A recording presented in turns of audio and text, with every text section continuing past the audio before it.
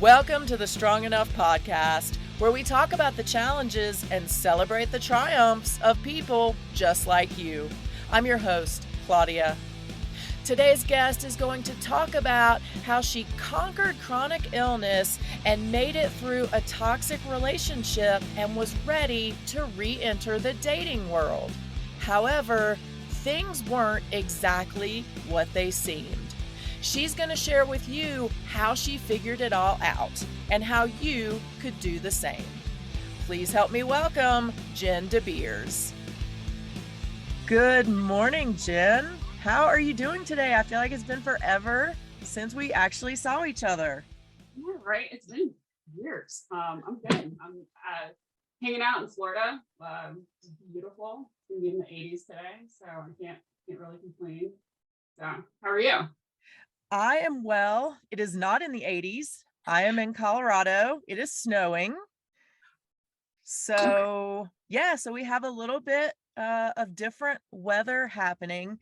I do want to tell my favorite Florida story. It's not my favorite Florida story, but as you know, working with promotions and events all over the country, my favorite texts were the ones that I would get from my people in Florida who would say it was freezing, it was so cold out, and I would say, is it really cold or is it Florida cold? And they would laugh. They'd be like, it's Florida cold, it's 60, I don't know what to do. So is that you now as well? Are you turning into the Florida cold kind of person?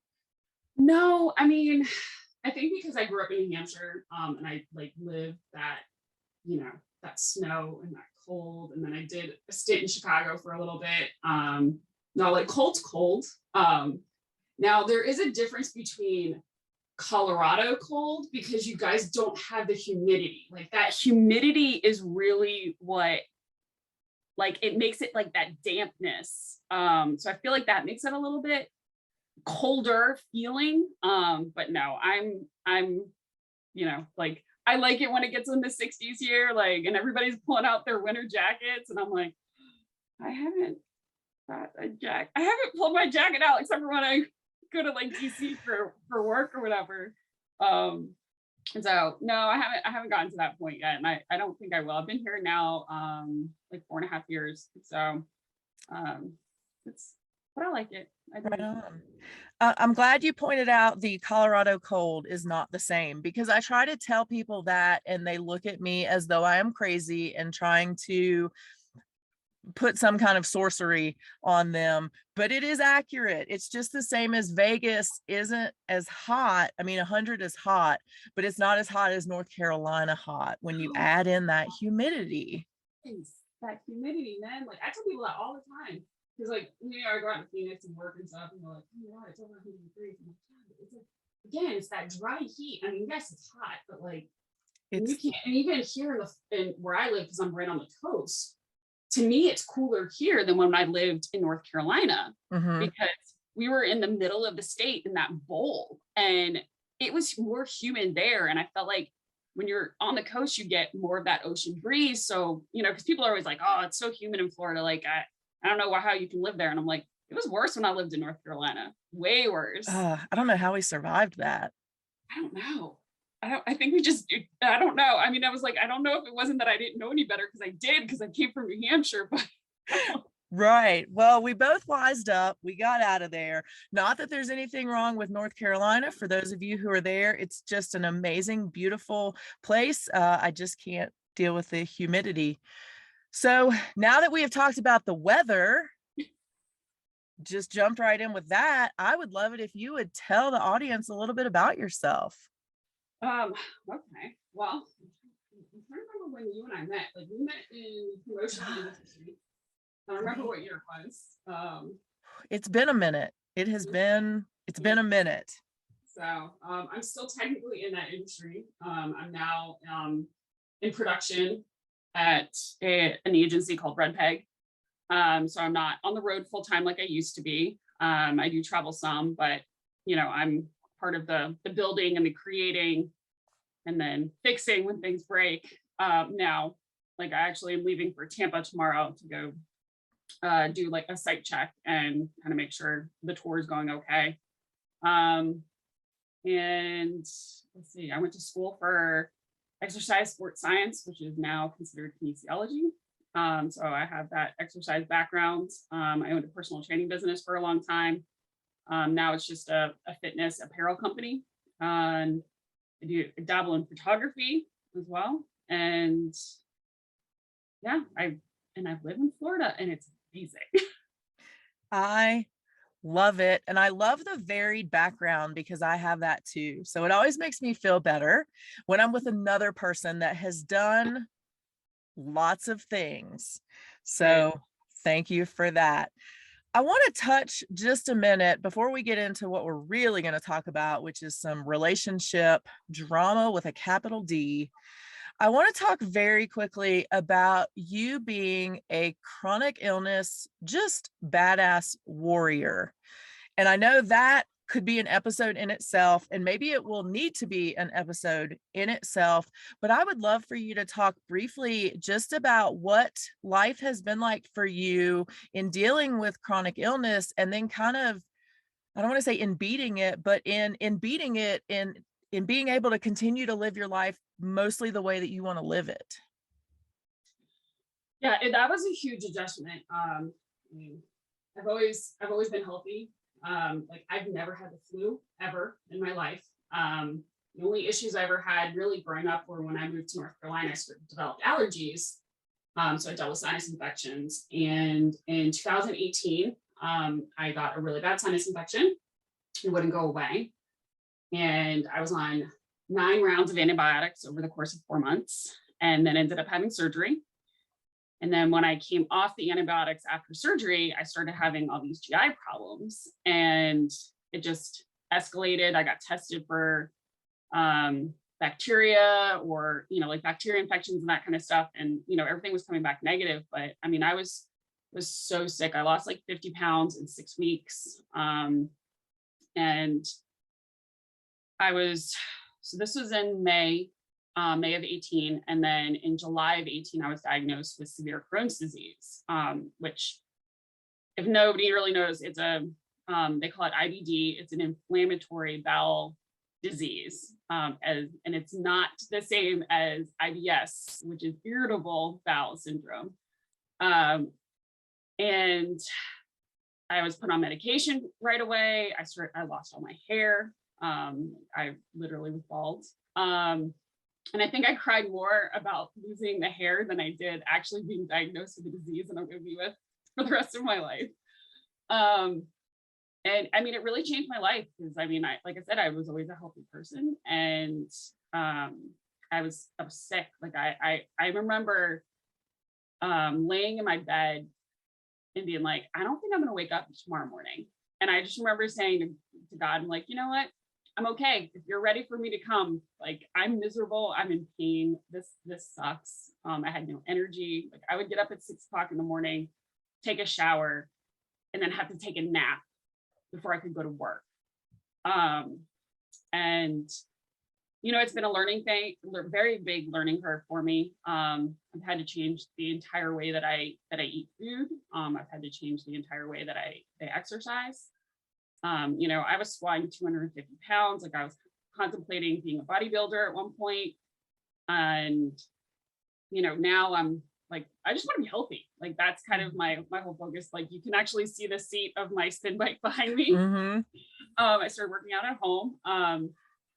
And I kind of like, luckily, I live in Florida, so I can go to Mayo Clinic, and they literally have a department that just deals with ulcerative colitis and Crohn's disease. Like my doctors do not see anybody else. And I've read a lot of books. I actually have a naturopath doctor too. So like I'm a firm believer in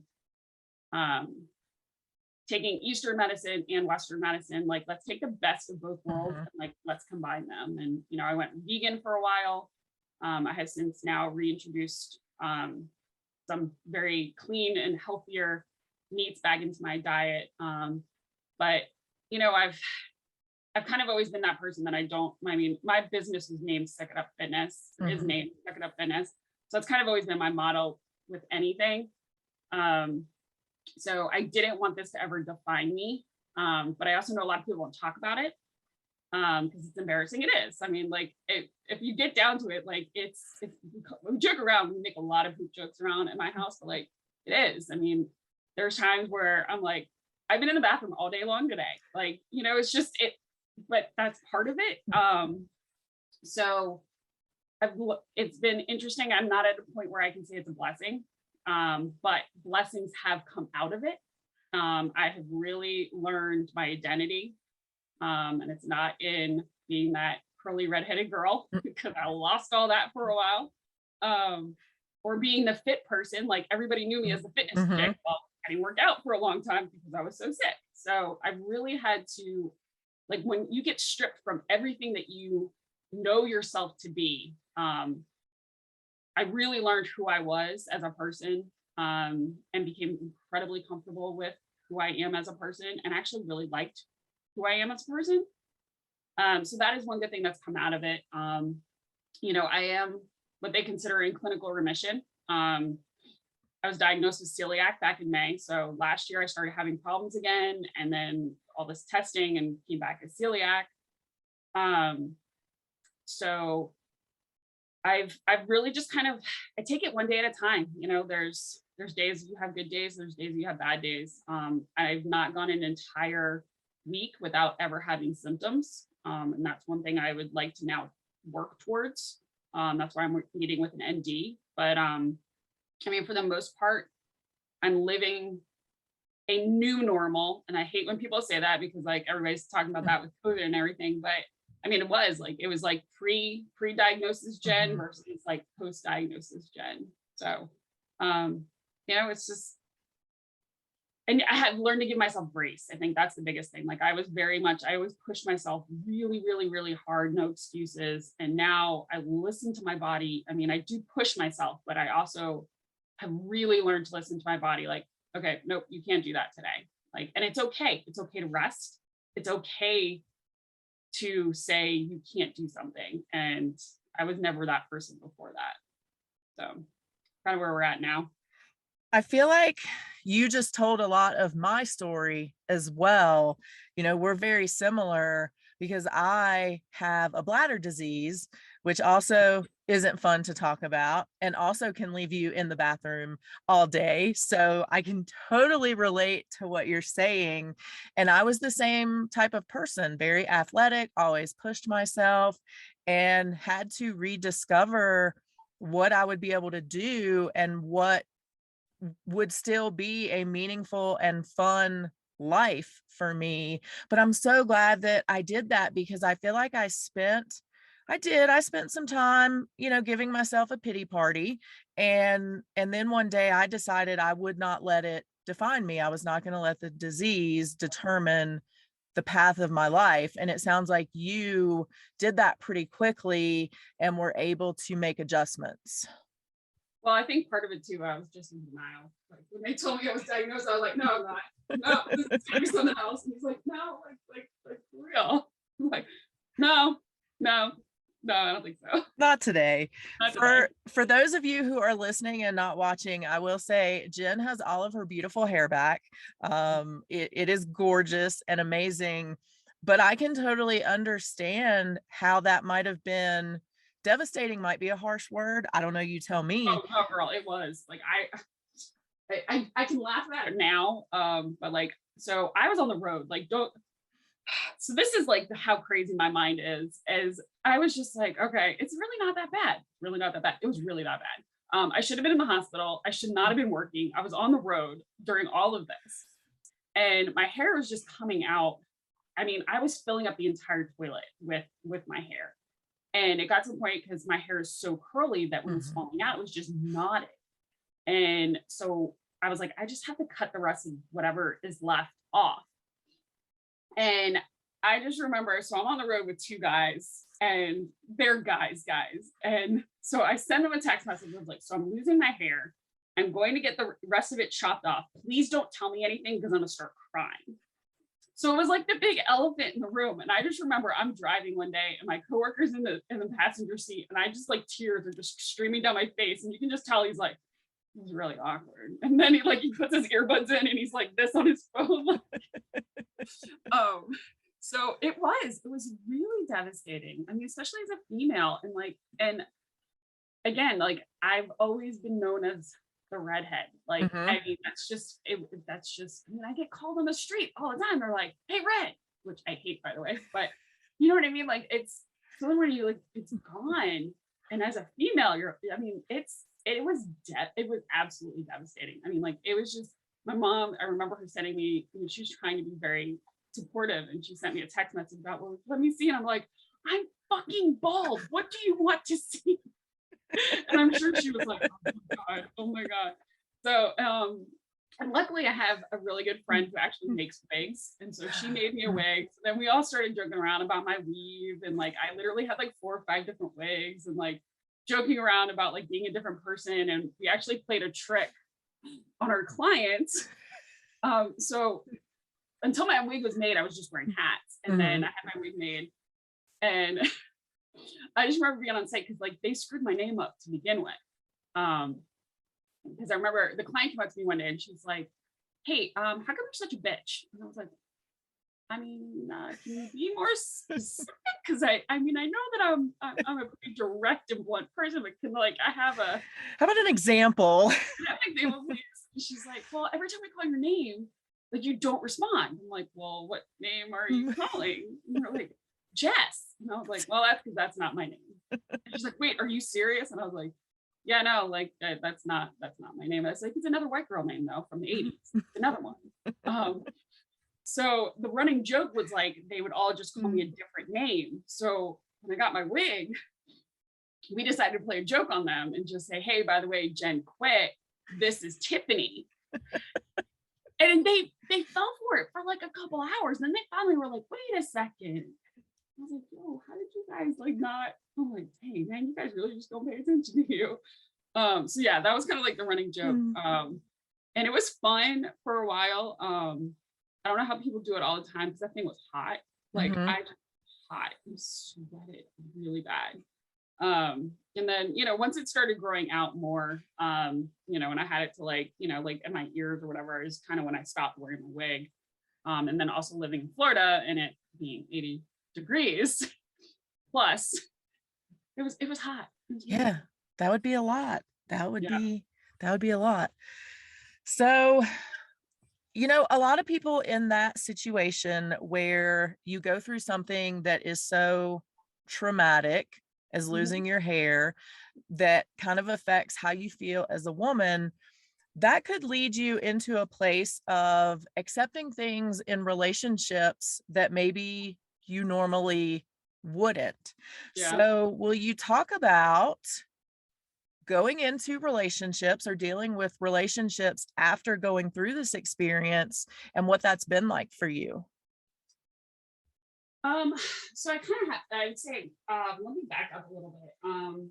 So about 6 years ago, I was in an incredibly toxic relationship. And he was a Marine and had a lot of mental problems, suicidal, manic, you know, to name a few things. And it was long distance. So, you know, it kind of made things, I didn't see a lot of the behavior or like upfront because it was long distance.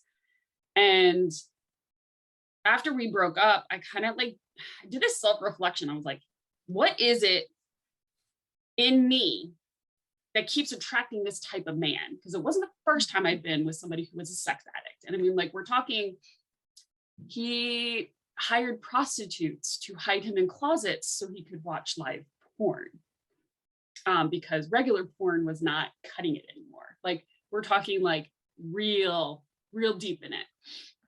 And I was like, I gotta do some healing, like something, God, like I gotta. So I did. I took like 2 years off from dating, and then I got sick. So kind of really hadn't dated a lot, and I kind of made the decision I would get back out there, back in November. And you know, my job changed now that I'm home more, so you know, I can establish something. Um, and I've always, like, I know a lot of people don't talk about their chronic illnesses, you know, right up front. Like, I'm very upfront with it because Mhm. I get it. Like, some people just can't deal with it. I mean, or they can't handle it. like for me, I can't be with somebody who is an addict or an alcoholic, because my father was an alcoholic and my brother was an alcoholic and an addict, and both of them are no longer here anymore. And I realized probably about a year or so ago that those are triggers for me. And it's not a judgment against anybody who is recovering. Like I will give them as much support, but I know I can't be with somebody who is that, because it's a trigger for me. And I think like really kind of knowing your triggers. And again, that's that self-reflection, you know, and it's not an easy path for healing. I'm going to tell you that now. I grew up in a very abusive household. I was sexually abused by my father and my brother as a child. And so that really, that's part of the reason I think I dated such horrible men, because I had such a horrible self-image of myself. And, you know, the healing process is rough and it's long, but it's worth it 100%. So I've always been pretty honest and open about that too. Because again, like there's triggers for everybody. And, you know, so, and some people are like, oh, you know, I'm not damaged by any means. Like I'm healed. There are certain things that might, you know, trigger me, you know, but I've now learned, you know, what some of those are, and I have coping skills for that. So, you know, I tell people a lot, like your trauma probably wasn't your fault. Unfortunately, your healing is, and it's your responsibility. And so, you know, I started putting myself back out there. And I'm Christian. And I am very heavily involved with my church, and I very talk to God a lot. And when I started dating, I was like, okay, God, like I need you to give me discernment, because I have not made very good decisions in this whole man department before. So please give me some discernment, give me wisdom in these areas. You know, unfortunately, I think a lot of people, especially online, hide behind their screens and make themselves look better. It's also it's an easier way for predators, I think, to have better access to humans. So, you know, you do have to be weary of that, but I also never wanted to be jaded either. Yes, I've been cheated on. Yes, I've dated horrible people. But you know, there's bad people in this world. Like, you know, and I didn't want to be jaded. I don't want to be alone for the rest of my life. I'm content with being single. But I have a desire in my heart that I don't want to be. So yeah, so I started dating again, and I met a guy, and he checked off most of the things, you know.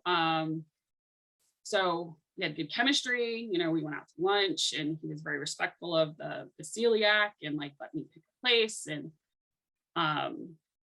we had really good conversations. Like we talked on the phone like probably 2 or 3 times before we even met, for like 2 or 3 hours each. And you know, everything seemed to be, you know, going pretty well. You know, he had a kid, so that was, you know, one thing that I knew I wasn't going to be a priority. And I understand that. Again, I don't have children and I've never been married, but I do know that, you know, if you have a child with another person, like that child is a priority. And, you know, if I can see, like looking back on things, I mean, we dated for about 4 months. We saw each other maybe about once a week, sometimes twice. Sometimes we go 2 weeks without seeing each other, just because like my travel schedule with work just picked up in the past like 6 weeks. So I think too, when you don't spend a significant amount of time with someone, like it's easy to hide your bad traits. And I've kind of always been a person where I feel like I over exaggerate my bad qualities. Like I tell people like, yo, I'm an asshole. Like, I'm not gonna lie, like I am. So that's why when that lady was like, the client goes, why are you such a bitch? And I'm like, well, I mean, like, could you give me an example? You're not wrong. You're not wrong, but like, I'd like to know the context of this one, okay? So, you know, like I tend to try and, you know, because I know I'm very self-aware. I know my flaws. Like I'm stubborn, I'm hard-headed, I'm very blunt. I sometimes speak too bluntly to people. and maybe not, it comes from a place of love, but it comes across sometimes a little harsh. Obviously, suck it up. So,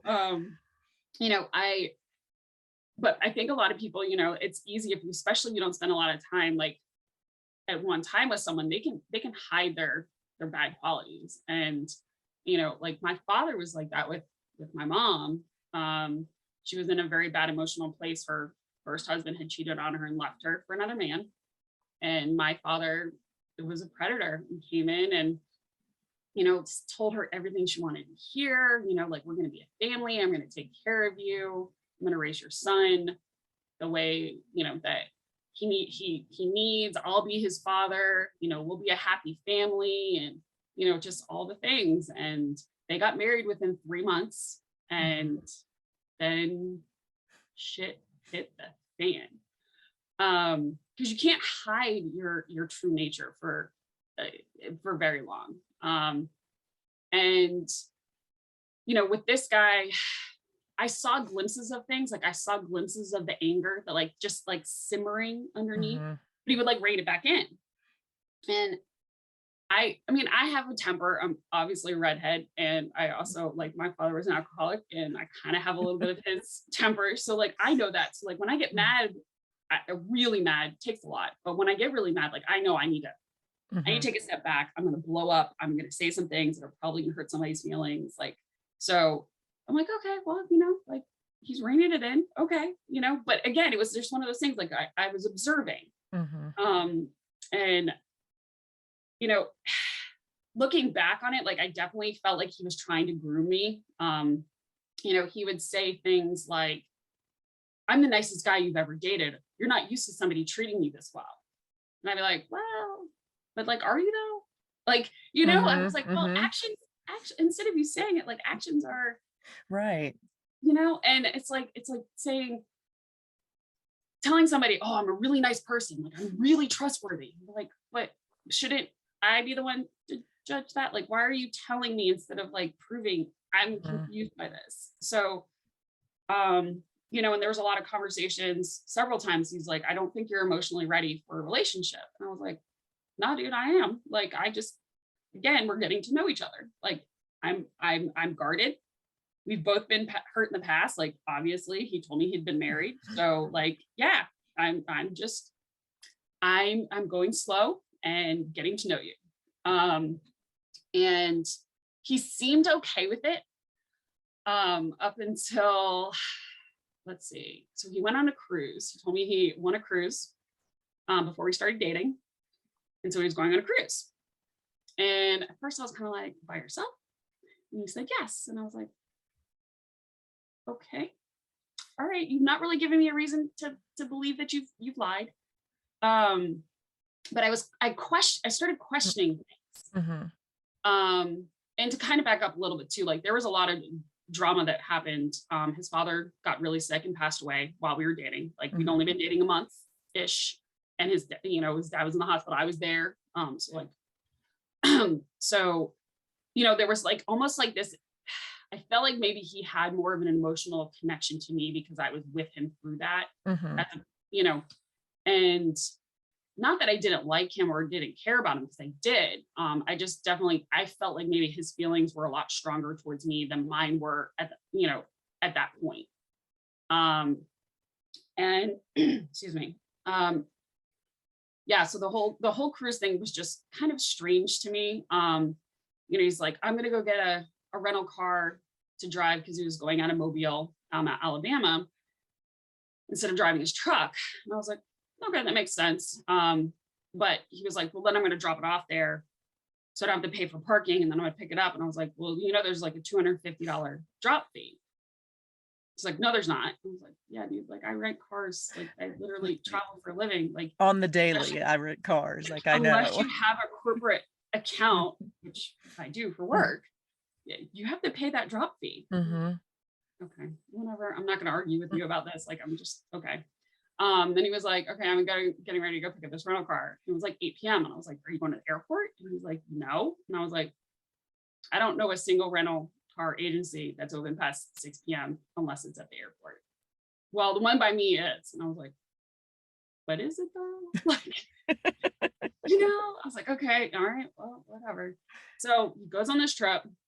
I don't really hear from him a lot. Like, he doesn't call me the whole drive, which I thought was strange. I called him to make sure he got up because he said he was leaving at 3 a.m. He didn't answer his phone. I was like, okay. He texted me when he got there, said he got there, sent me a couple of pictures. Didn't hear from him most of the trip. He said he was at sea, didn't have cell signal. Okay, got a couple of pictures, here and there, a couple texts, like when he would get signal when they got to Mexico. And then, he comes back and he's got another drive. And he's like, okay, I'm driving back. And he didn't call me, which is weird because we talked on the phone all the time. Mm-hmm. So then he calls me when he gets back into Jacksonville. And he was like, yeah, I guess I should have called you on the way back, but I was just so focused on picking up my son that, And I was like, it was a 6-hour drive, but okay, again, whatever. Maybe you're preoccupied. Like, there's times where I don't feel like talking on the phone. So like, I get it. Mm-hmm. So again, I was kind of like, I had this weird feeling. Like, I was just like, something's not right.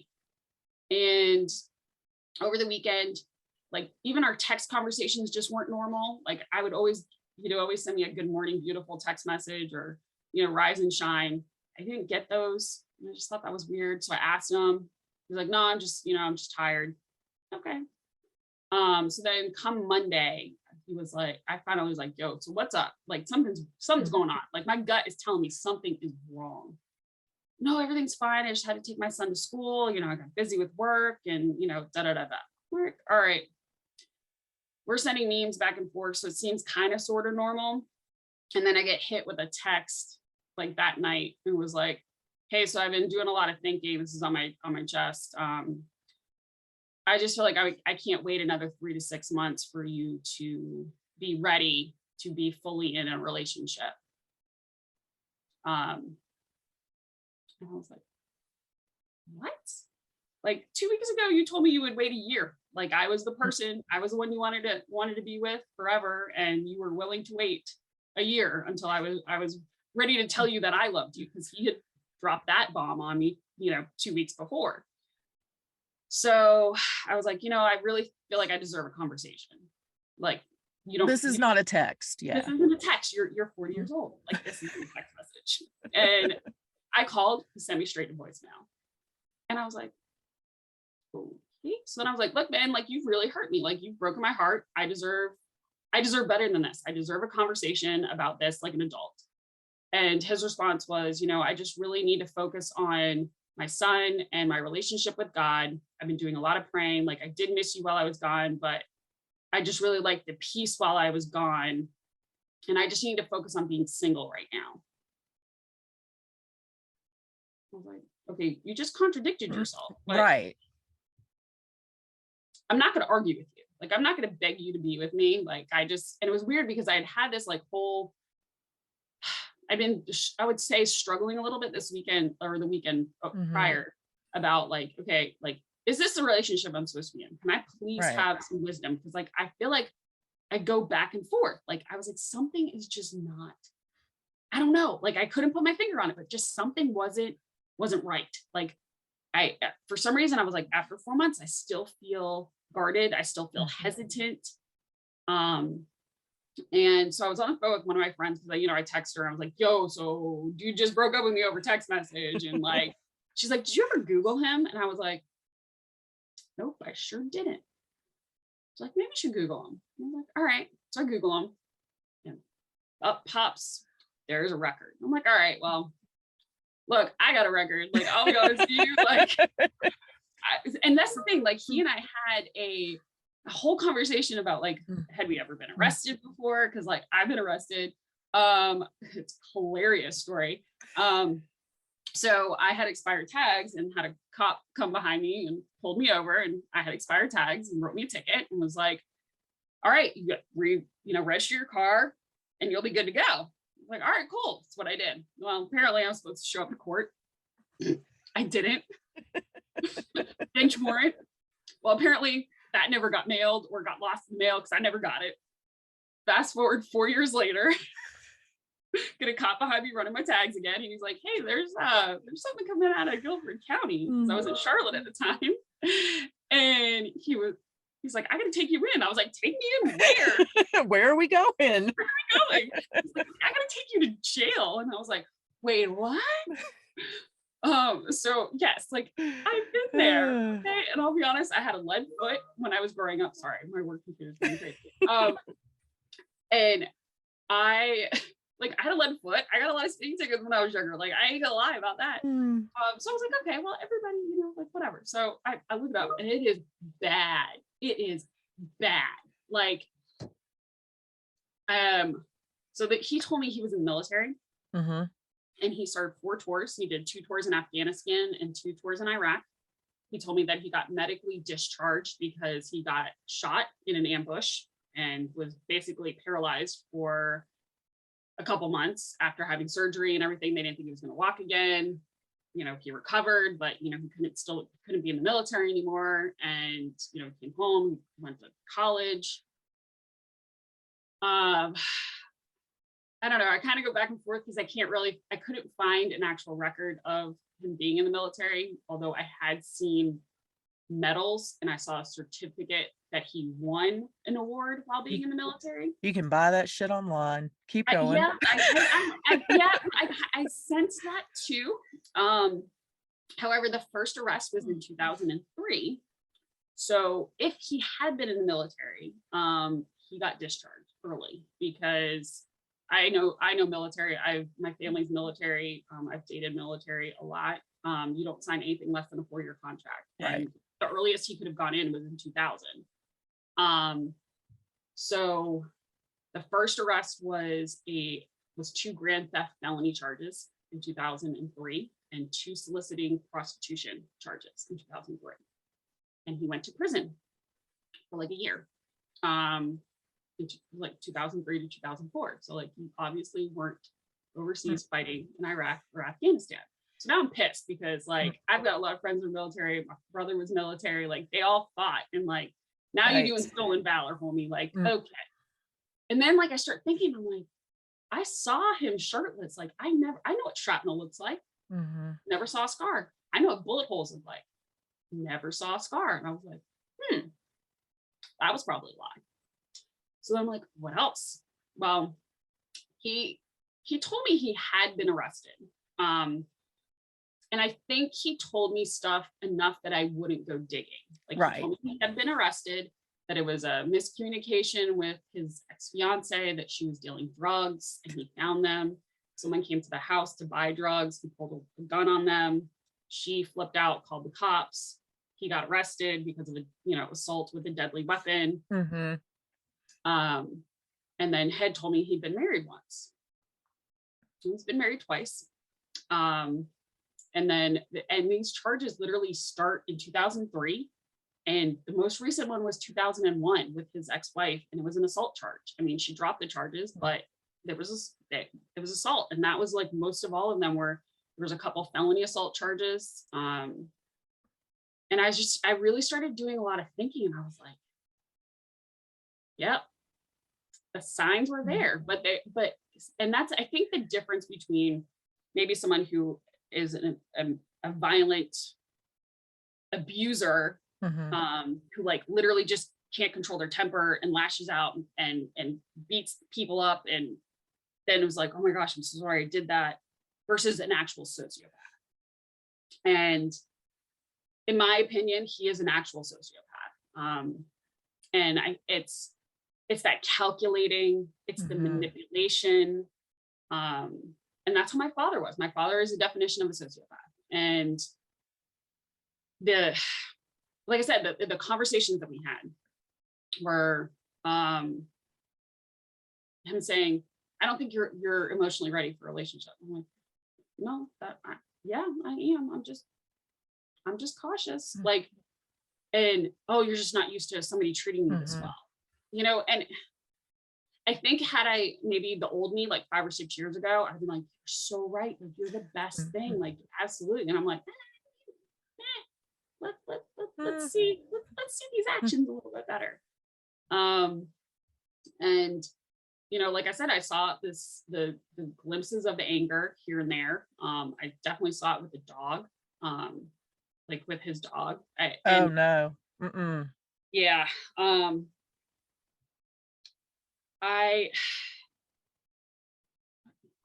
so like he has a little dog, and I used to have a Yorkie, so like I get a lot of them have social anxiety, and a lot of them like those little dogs, they shake and stuff, and so like Mm-hmm. he brushed it off as like she has social anxiety and everything. And there was the last day that the last night I actually saw him.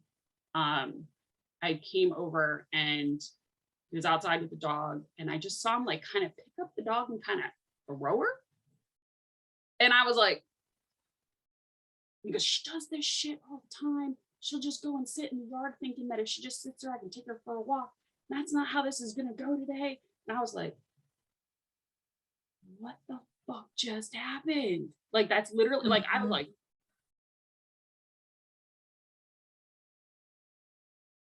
I'm not okay with this. Right. And you know, we had gone out, I mean, we went out to eat several times, and like just some of the ways that he would talk to like the waiters, the waitresses. We were at Panera one day, and I was ordering, you know, a salad, and I said, you know, I have celiac disease, I can't have anything gluten, like. And so she's like, okay. And then she's like, do you want your side? Do you want a baguette? Do you want an apple or some chips? And I was like, well, let's go with an apple. And he goes, what part of her being gluten-free do you not seem to understand? And I was like, oh, it's really not that serious. Like, I just need you to, you know, he didn't want me to go to the funeral with it for his father.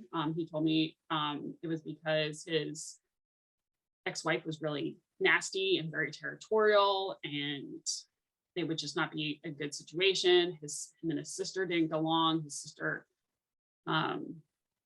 abused him as a kid, like, you know, tied him up and put him in closets and beat him. She's older. And there was a lot of bad blood, I guess. And his sister disappeared after their mother passed away in 2011. And now just came around that his father passed away because she just wanted money and insurance money. And, you know, at first I was like, oh, okay. But then after I did all this digging, I was like, okay. So I started doing some digging on Facebook and found his sister. And it's funny because if she hadn't talked to her father in 12 years, her father's profile picture was a picture of him and the daughter, and she was kissing his cheek from 2021. So, like, really? I hadn't been around. But funny thing is that neither one of them were friends with him on Facebook. So, I don't know. I just was like, this is it. Like, I see how people get, and this isn't judgment by any means, but like, I see how people get entrapped in that. I mean, because they don't come right out all of a sudden and just beat the shit out of you. Like, right. It's just that slow, you know, that slow progression. And I'm very grateful that, you know, nothing ever happened. Like, I had a lot of like, oh my God, like I was alone with him. Like we went hiking. I was alone with him out on a trail. Like you know, we'd gotten a hotel because it was like 3 hours away. And I was like, I've been alone with this guy. Like, holy crap. You know, I think part of it was also that he knew I was always armed. And I'll be honest, I'm a huge advocate of any woman getting her CCW, especially in this day and age. You just don't know. And I always have a knife on me, but I always have my pistol. And I also inadvertently elbowed him in the eye and gave him a black eye at one point. So I had fallen asleep, and he like went to kind of like grab me to like cuddle, like, and I don't know, instinct just kicked in, and I was dead asleep and went bam. Gave him black eye. He was like, oh my gosh, I'm sorry. I'm like, but you also probably shouldn't do that to an abuse victim. Like, you know, so I think what happened was that he realized that I couldn't be manipulated. Either that, or he found an easier mark. Is kind of what I'm suspecting. I don't think he went on that cruise by himself at all. I don't really know any man that goes on a cruise by himself. And nobody wins a free cruise for one. Yeah, well, he told me that they asked me if he wanted one person or two, and he said one. So again, like, you hate to be judgmental or Mm-hmm. critical of what, because he really hadn't given me a reason up Right. until then. But again, looking back on like conversations that we had, I'm like, yep, that didn't add up right either. Or that Mm-hmm. wasn't so. And it was like, it's embarrassing. I'll be honest with you. Like, I was super embarrassed by it. I was pissed, super pissed. But I just remember, like, I was praying about it, and I just remember God saying, like, you really do need to talk about this. And I was like, why? It's embarrassing. And it was like, it's not for you. And I was like, okay. So that's why I made that post on Facebook. And Mm-hmm. again, I talk about the Karens and the Neils and everything about, I don't need your comments or whatever.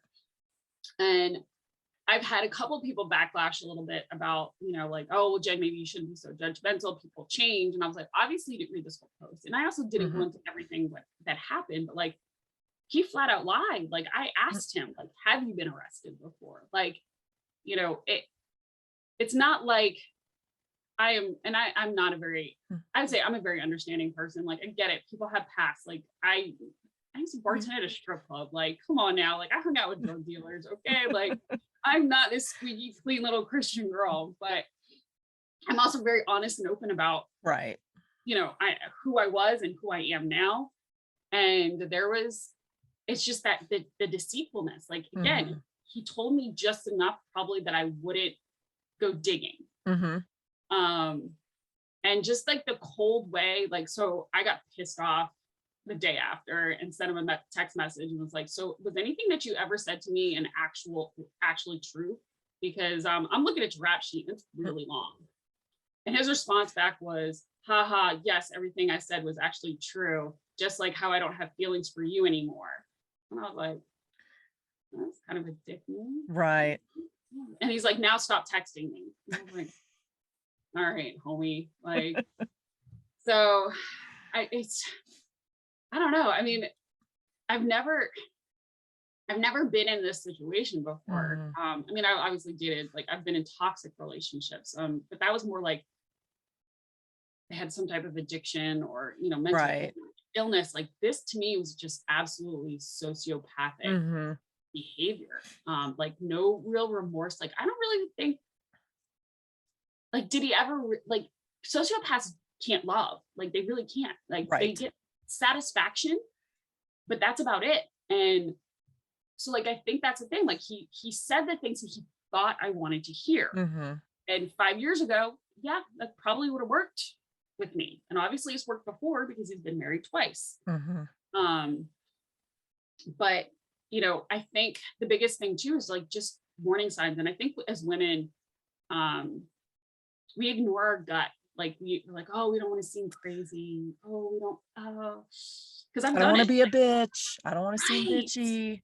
Yeah. Or like, and like I said, I've dated guys before and my gut was like, hey, something's not right. This dude's cheating on you. I'm like, oh no, Jen, don't jump to conclusions. Oh no, guess what? He was screwing half of America. Like, literally. I'm like, oh, should have listened to the gut. So like, I feel like we do ignore it a lot. And that was kind of where I was at. I was like, all right, this is what my gut is saying, but is it because I've been hurt in the past, or is it like absolutely true? And it was true. And I feel like as women, we really need to, God gave us that intuition, like 100%. And I truly believe that we downplay it a lot. And again, because we don't want to seem crazy, we don't want to come across as a bitch, we don't want to come across as like the sleuthing, like being, oh, you don't trust me. Why were you hiding? Like, that's kind of like anybody that gets mad at you for like doing some research because it's your own safety, like, themselves, basically, is the way I feel. Like, it's because the people that are going to get mad are the ones that are obviously hiding something. Like, look at my background. Like, I literally will tell you everything that happened. Like, I'm not, and again, it's about being honest and open as opposed to, again, hiding things. And especially for females, like, we, in this day and age of, I mean, I know that you're married, and like, I don't know if you ever did the whole online dating thing before you got married, or like had any experience with that. Thank But, like, God, no. girl, it's rough out in these streets. Let me tell you, like, I don't go to bars. Like, I mean, I don't drink. So, and I'm not really a bar person. Mhm. And then with the traveling and stuff, like, I haven't made a whole lot of friends here. Right. And so I was like, well, how am I going to meet people? You Mhm. know? And so, like, that's kind of like the way you do things now. But like, Right. I also watch a lot of catfish, and I'm like, yo, there's some Mm. shit. Like, first of all, I ain't got time for all that. Like, how are you keeping up with all of these lies? And like, Yes. I just, I can't be bothered with it. Like, so, I've really, like, this is hilarious actually. So I was like, all right, did some self-check stuff. I'm like, okay, am I upset because I caught feelings and I was Mhm. falling in love with this guy, and I need to take some time to like heal from this? Or Mhm. am I just upset because I feel betrayed? And Right. and I was like, yeah, no, I just feel betrayed. I'm like, all right, cool. I'm gonna put myself back out there. So I decided to create a new Match account Nice. and started talking to this guy. He tells me right off the bat that he's an alcoholic. And I was like, okay. So I told him, I was like, I'll Mm. be honest with you. That's concerning to me because I come from an alcoholic family. It is a trigger for me, but I'm not going to completely write you off. I appreciate you being honest with me, but I'm telling you, Mm. like, this is me. Well, he tells me he's got a thing for redheads. I hate when people say that to me. Like, it really drives me nuts. It's Like, just weird and creepy. I it feel is weird and like. creepy. Like, well, I don't have a thing Mm. for people with black hair. Like, I don't, Yeah. like, that's just so weird. Mhm. Mhm. She's like, oh, my ex-wife has red hair, and my ex-girlfriend has red hair. So he gives me his phone number. So I'm like, oh yeah, man, I paid for all the things. I'm doing all this stuff now. Like, no, we ain't playing this game. So I go and find him. Ex-wife doesn't have red hair. I'm like, okay, well, I'm one, but okay. I find him on there, and like most of the stuff he posted, it's kind of what he told me. Well, he sent me a friend request. I'm like, I'm not accepting a friend request.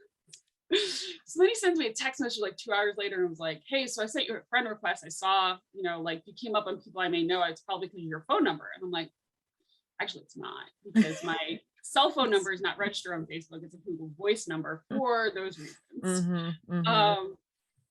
So I was like, oh, okay. And he's like, so I saw that post you did about that guy. And I was like, yeah, because I'm really sorry that happened to you. And I was like, yeah, man, there's some shady people in this world. So I had to let you know. I live in a Hathaway house. And I know that that's really not ideal, and I really can't offer you anything. I'm like, I mean, I'm glad. I'm like, I'm leaving that post up. Like, Yes. meet some people. Like, I was like, first of all, it doesn't come up on your background check. Did you live in a halfway house? Like, that doesn't pop. Like, if you run a background on somebody, and I'm using two different sites. I think it's called My Life is one of them, and then Been Verified is the other one. Been Verified is the one that Catfish uses, and it comes back like arrests, liens, like that kind of financial stuff. And then if you have anything like social media, or like your phone number that's registered to you, social media stuff, work history, and that's mostly comes from like I think LinkedIn. So like if you have a LinkedIn account, it'll pull that normally. That's really that comes back. But I just thought it was hilarious that he was like, so I have to let you know, I live in a halfway house. And I'm sitting here thinking, I'm like, what are you doing on a dating site if you live in a halfway house? Right. Like, bro, you need to work on you right now. And yeah, that's right?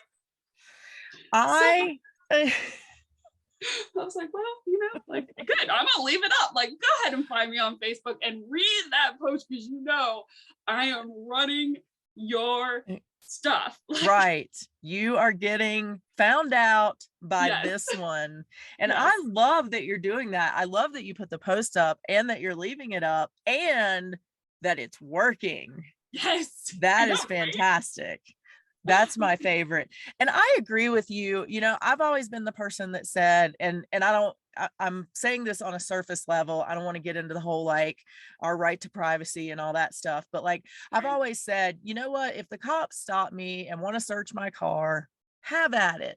Like, please don't keep me too long and put everything back where you found it. But like, I have nothing to hide. That's the point. Like, again, I'm Yeah, not getting into the whole right. Agreed. privacy and freedom, whatever. But like, what I'm saying is, yeah, I don't have anything to hide. So have at it because it's fine.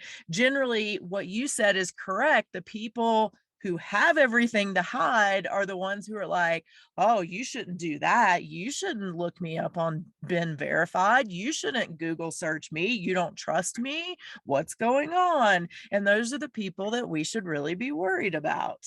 Right, right. Like, I mean, again, yeah, I think you and I kind of feel the same way about the whole, like, Yes. thing and, like, your rights and everything. I understand that too, but, we do live in an information, like, we get bombarded by so much information, and everybody's got social media stuff, and like, Mm-hmm. everybody tries to portray themselves as the best version, or even like not even them. Like I said, I mean, Right. catfish has literally been on the air for like 10 years. Like, people still So out there long. catfishing. People Like, are still doing it. I know. I Girl, I was watching an episode this morning before I went and got my rental car. Like, it's it's insane to me. But insane. and it's sad that we have to do that. But there's crappy people in this world, Mm-hmm. and they take advantage of people, and like that's the biggest thing. Is like, I want I don't want women to feel like their voice isn't heard, or that they're alone in this. Like, after I posted this, I can't tell you how many comments are on that thread that like, oh my God, this happened to me, and this happened to me. And wow, man, like, first of all, women and men need to raise your boys better. Right. Like, Right. And I feel like that's a huge thing with it, is that there's just such a huge brokenness in the family, that's now creating these males. I wouldn't even call it man. Right. These males, and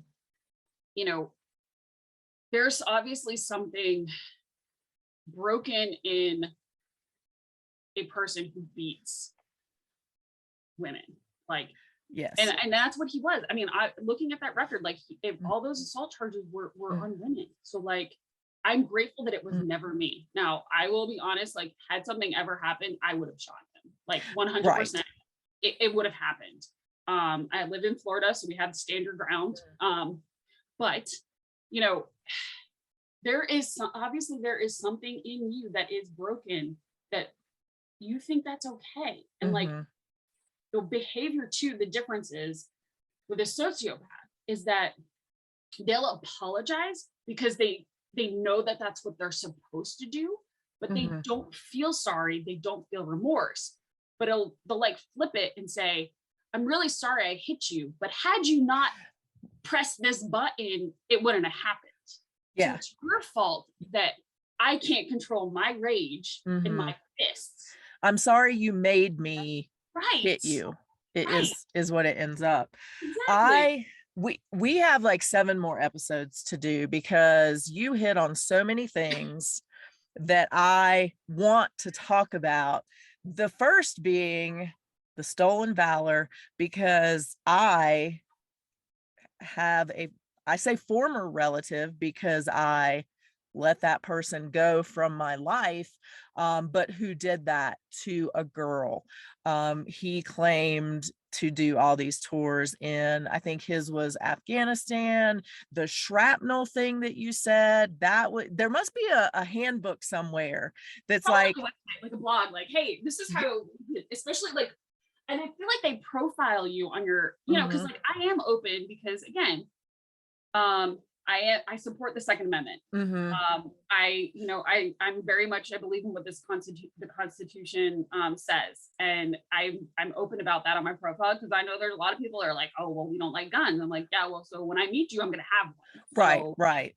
I'm gonna throw that out there. So I think it was almost like, oh yeah, she's pro-military, she's pro-gun, like, okay, let me say these things that makes me look like a hero. And right, I want to find that blog, because somewhere, yes, there's the blog that tells them what to say. I mean, this kid would wear patches on his hat that had blood on them that he claimed was the blood of his friend that died in his arms.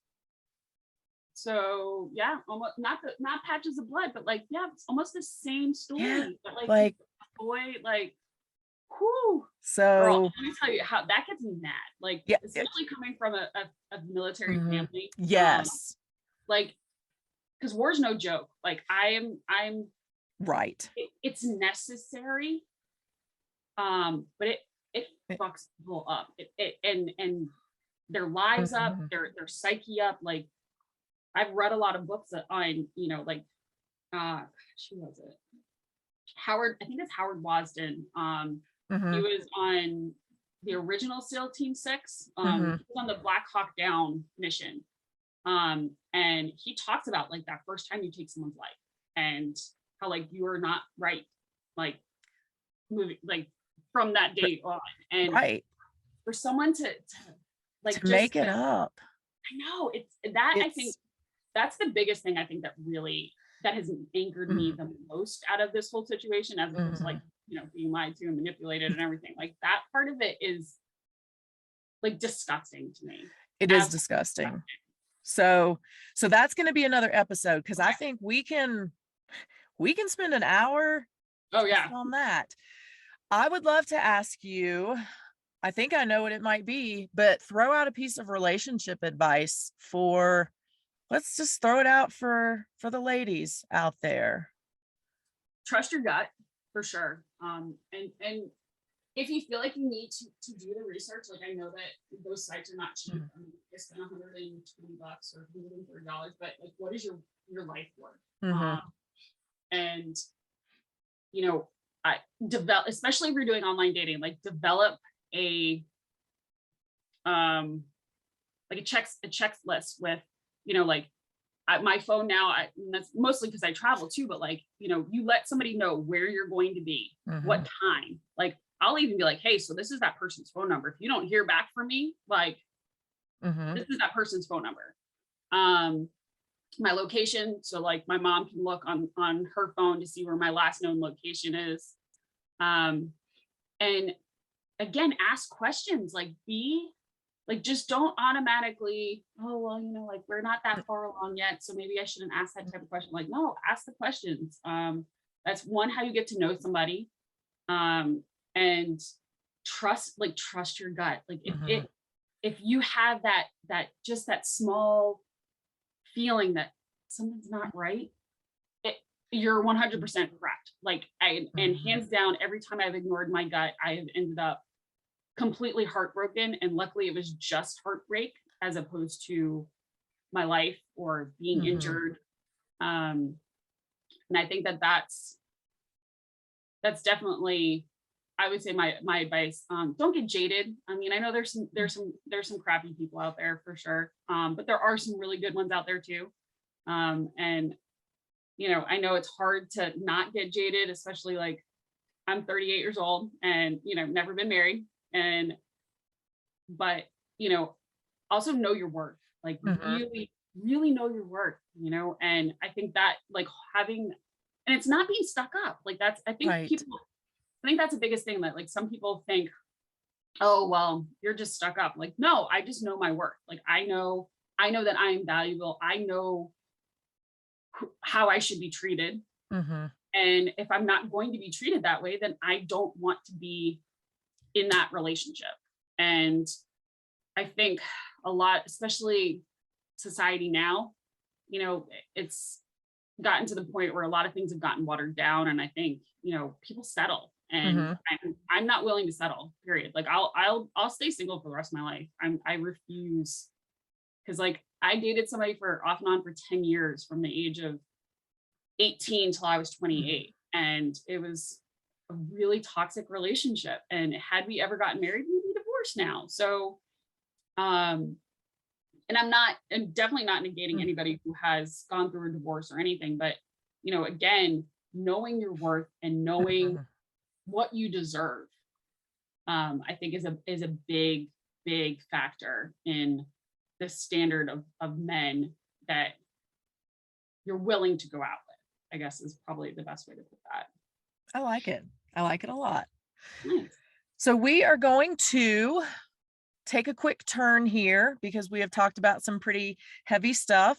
So Okay. we're going to wrap up with some tattoo talk because, as you know, I love tattoos. I have a lot of tattoos. I don't know what my next tattoo is going to be. I have some ideas, but I would love to hear about your favorite tattoo that you have. Um, okay, so it's probably my most recent one that I got in December. It's my entire back. Nice. It's Cape Hatteras. So lighthouses have a huge symbolism in my family. My grandfather used to eat lunch at the Barnegat Lighthouse a lot when he was working. And we kind of started getting him these light up like figurines, or we got him at like Hallmark, but they were like this big, and it's like all the different lighthouses in the US. And so that was kind of like a thing we did for birthdays and Father's Day and Christmas for him. And when he passed away in 2015, there was 9 of them. They divided them up between the 3 children, and then so my mom got one. She gave one to my brother and one to me.